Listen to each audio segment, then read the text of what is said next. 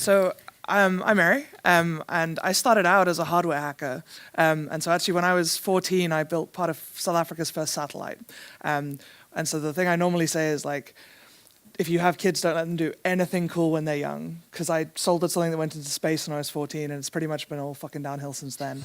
I grew up in a country where like we built a satellite and it had to go up as ballast on a US satellite. It was like literally just making up the weight. That was how we eventually got it into space.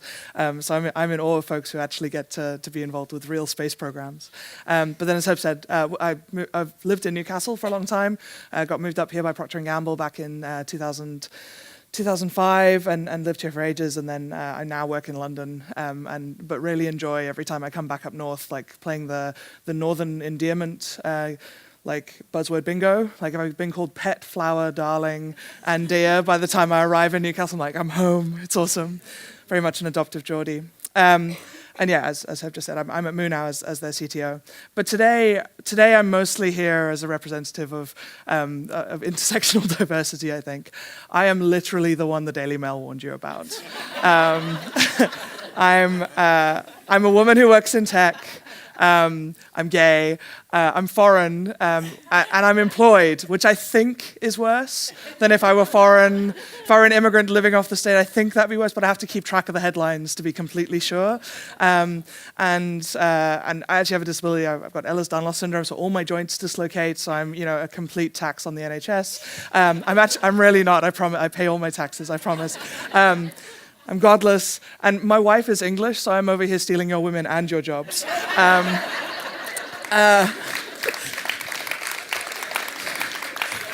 She works in Newcastle, so like some of you might meet her at some point. She's like come to terms with me telling that joke, I think. I'm not sure she likes it, but she's okay with it now.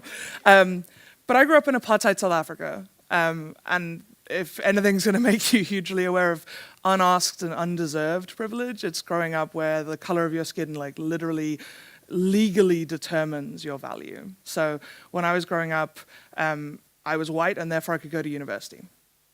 And if I'd been what in South Africa is called colored, and I appreciate for anyone in the US that's a very offensive term. In South Africa it's a separate community that are very proudly identified that way. You could become a craftsman. If you were black, you would only get educated to the point of 12, 13 years. You'd be taught enough to be given instructions. And that was literally how the school system was designed and legislated when I was growing up. My whole childhood was full of signs like these that says whites only on toilets, on beaches. We didn't have a back of the bus problem. We had a you're not allowed on the bus, on the train, anything. And my parents are from here, so I at least kind of grew up knowing it was wrong. But I was in history class where they were talking about World War II, and you're in a country which has legislated racial difference. Most of the opinion about Hitler was like he took it a bit too far. Like that's a really fucking weird experience to have when you then get out into the world and realize how different things are. And I can't deny that I got an education and I got to go to university, and that wouldn't have happened if I hadn't by accident been born this color. And ignoring it is not useful. People who say they just don't see color are almost always the people with the most privilege with regard to their color. And so acknowledging it and recognizing it is the useful thing to do. Probably the thing that shocked me most, having been out in the world much more over the last 20 years and traveled to many more places, is many of the same problems we had and many of the same issues, like things that were happening when I was growing up, they're happening in all sorts of countries around the world. They're just a bit less blatant. It's not legislated, the school system's not set up that way, but the reality is that for many people, their opportunities in life are still very much determined by the color of their skin. And if you haven't read Peggy McIntosh's amazing Unpacking the White Privilege, the Invisible Knapsack, please, like the link is there, go read it after this. It is a hugely important piece of writing and a very useful way to start realizing how much of the privilege you're immersed in you're not aware of on a day-to-day basis. And we need to realize that many of the times when people talk about tech as a meritocracy, it's just a way of hiding the fact that it's really, really not. Because if you say, well, nobody knows on the internet, nobody knows you're a dog, which is a thing that people say. People assume that that these differences just don't matter. Then the subliminal message is you have every opportunity, and so if you fail to achieve anything, it's your own fault. And that's absolute bullshit. And we have to refute that. Equality is not about everybody being treated exactly the same. It's about people getting the same access to opportunities. And that's not always done by just equal treatment. And not discriminating is important, like legally, if nothing else, in a country like this one. But tolerance is a terrible word. I don't know about you, but I don't want to be tolerated. Being tolerated is being put up with. My little brother kind of hates me, but he tolerates me because we're family. I don't think it's what I'm aiming for in the workplace. And I think a fully inclusive environment would be much better. If diversity is a spectrum where you've got active hatred on the one side and all the isms that we talk about, and then active inclusion down the other end, tolerance and indifference are somewhere in the middle. And microaggressions is probably the thing that we're most likely to hear in the day-to-day these days. Everybody know what a microaggression is? A microaggression is telling little girls that they're pretty at the same time you tell little boys that they're smart. It's reinforcing from such an early age that what matters about women is how they look, and what matters about men is what they're going to do. And that leads to some of the things that we see later in life. The fact that men are promoted on potential, where women are promoted on past performance. And so you'll be in, and these days I'm in lots of promotion conversations and organizational conversations, and I'm the asshole in the room who goes, well, you're willing to promote him and he'll show that at the new level, but why are we having this conversation about why we're holding her back for 6 more months for her to show that particular skill? But it starts with these minor things early on. My other favorite example of a microaggression is people when they find out I'm foreign telling me how good my English is. Which my parents are from here, although my dad's a Welsh Geordie, so I think it's pretty amazing that anybody can understand him with the South African accent overlaid. But I'm like, yeah, thanks. I've been speaking it since I was born. I'm not actually. I'm not like a prodigy or anything. I'm sure it came in at a certain point in my early life. So how do we fix this?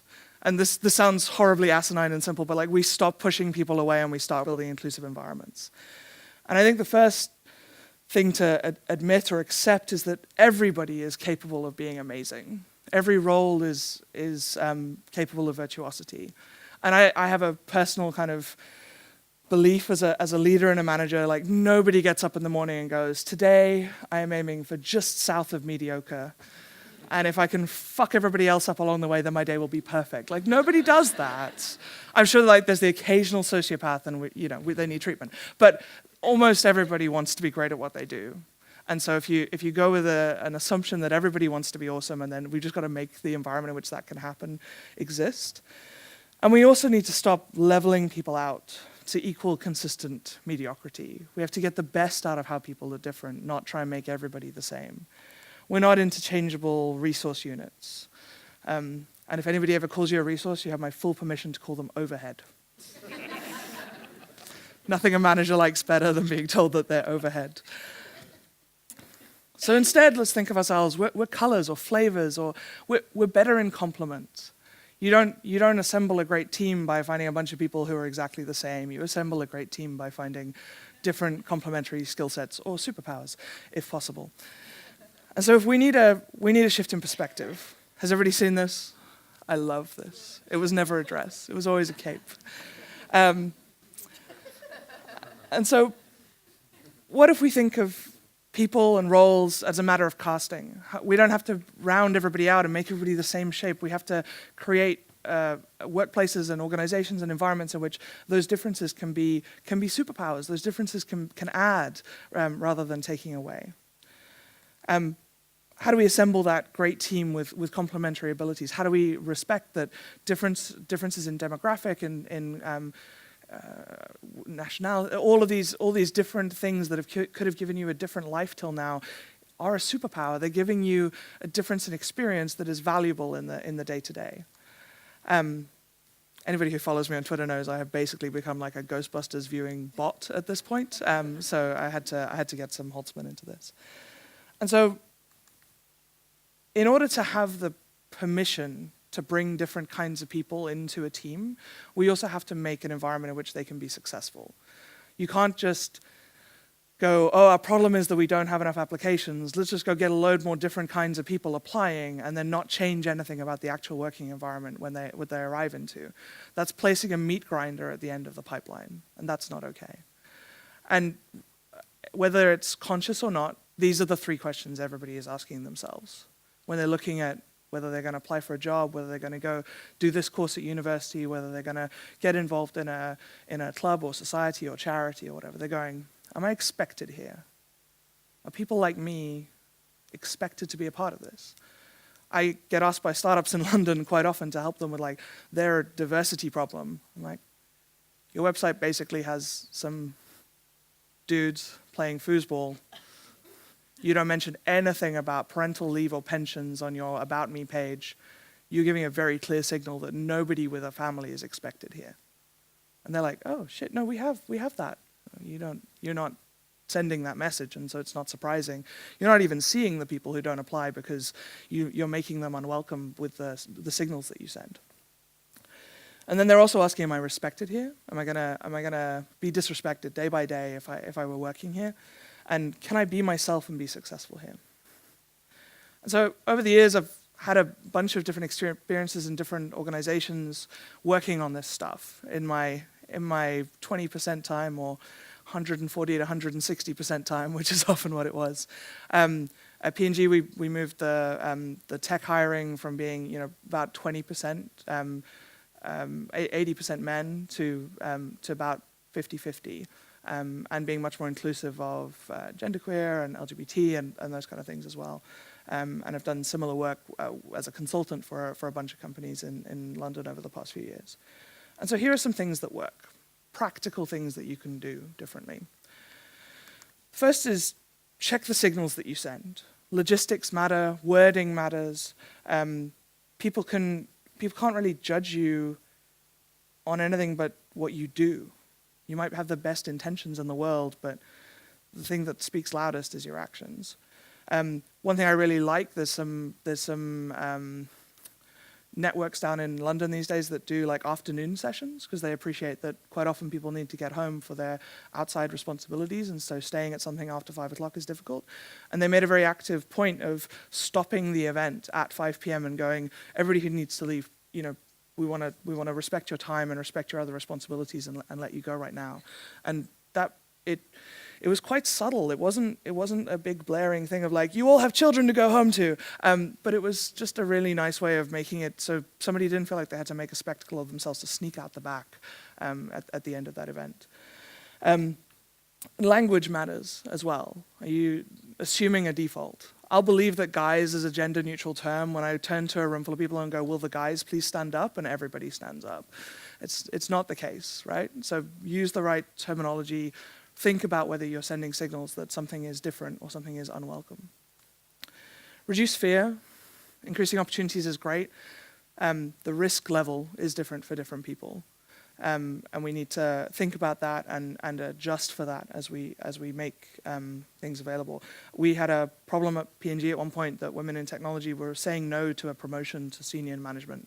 And it happened repeatedly because the perception of what was required of you at that level, they thought it was too high risk to take the promotion. It was very distressing. And what we needed to do was not to convince them to do it, but to change the expectations of that level so that people didn't think that they were choosing between their life and their work. Educate yourself and others about privilege and implicit bias. And I know some of this feels like diversity jargon, right? What does that even mean?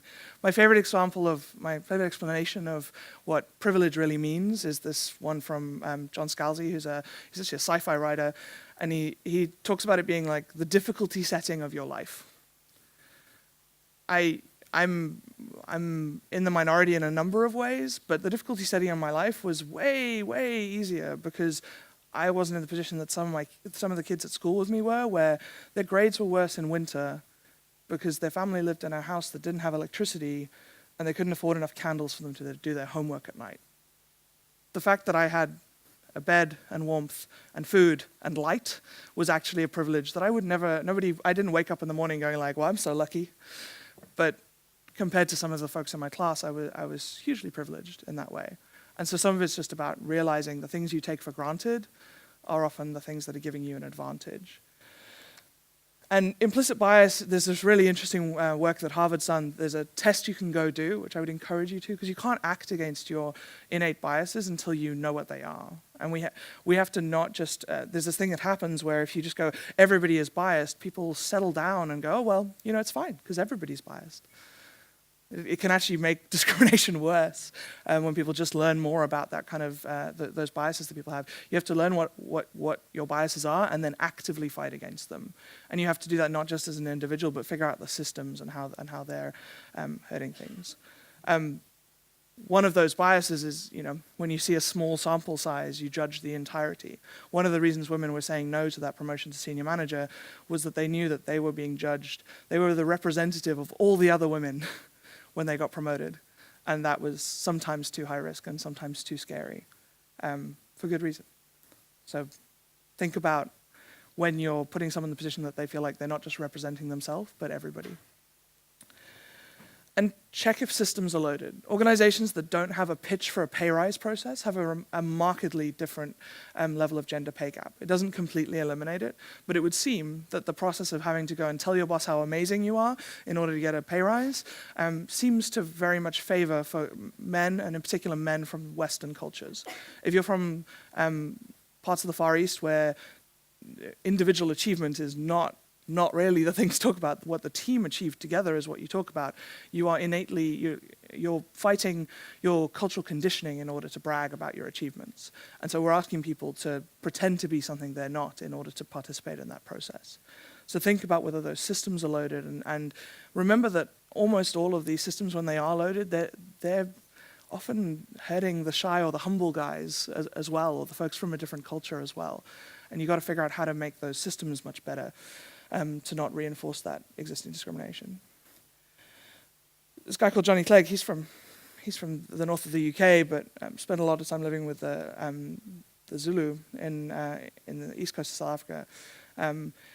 And I won't read this out because it'll make me cry, but we give a lot of advice that people can't take.